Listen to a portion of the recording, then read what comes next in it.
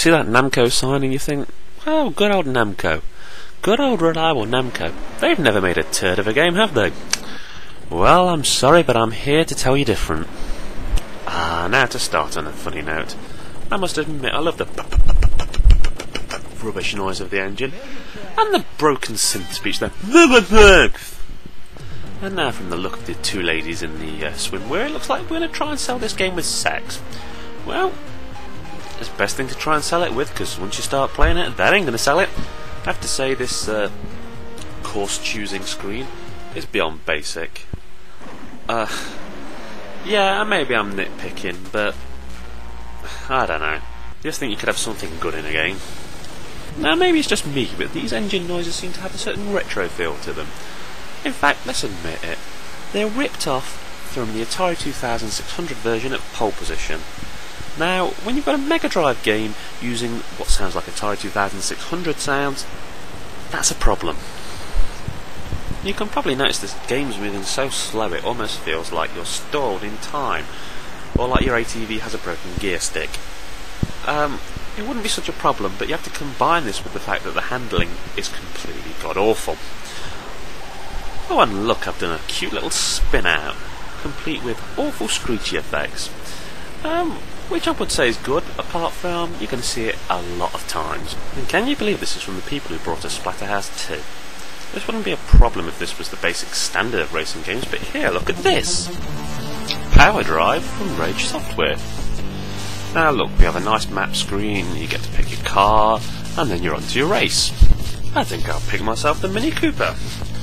Now, the graphics aren't awe-inspiring, but they're clean, they're pleasant, they do their job. The sound is better than the last game, but where it really hits you is the playability.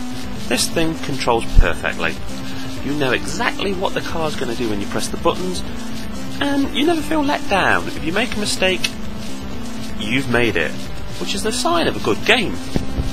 You have qualifying races, which are like this, which is you against the clock, trying to make it in a set time. And then you have races against other cars. You have icons on the track which give you rewards such as extra money or a boost. And it adds a risk-reward element. Should I try and get it knowing it might cause me to bang into the corner? Or do I play it safe? Which always leaves you thinking you can improve on a future lap. And this game wasn't the yin to Namco's yang. There were actually many good driving games on the Megadrive. I think more so than there were bad games. Here's another good one. Rock and Roll Racing.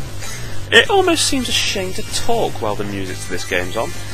And not only that, you'll notice that it's got a good selection of characters. It seems to have a lot in common with Power Drift in the way the graphics are and the control of the cars. But it has digitised speech which actually rocks. Gone are the and here we have lots of speech that gets you pumped and tells you what's actually happening in the races. And here we also have weapons, mines and lasers, which gives it a sort of little Mario Kart feel, although it's more like Power Drift still.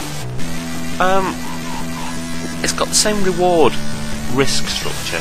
You'll see money on the tracks, but there's also bombs and tacks which make you slide. And it means you have to watch what you're doing when you're racing. Not only are you trying to come first, you don't want to get damaged so much that the car actually blows up. So where's Rock and Roll Racing better than Power Drift? Now, that's a hard one. I enjoy both of them a lot. I'll go so far as to say, it comes down to what do you want? Do you want a realistic driving simulation, or do you want rock and roll futuristic laser guns? It all hinges on that. And if you can afford and find both of them, buy both of them, they're excellent. And one thing is certainly better.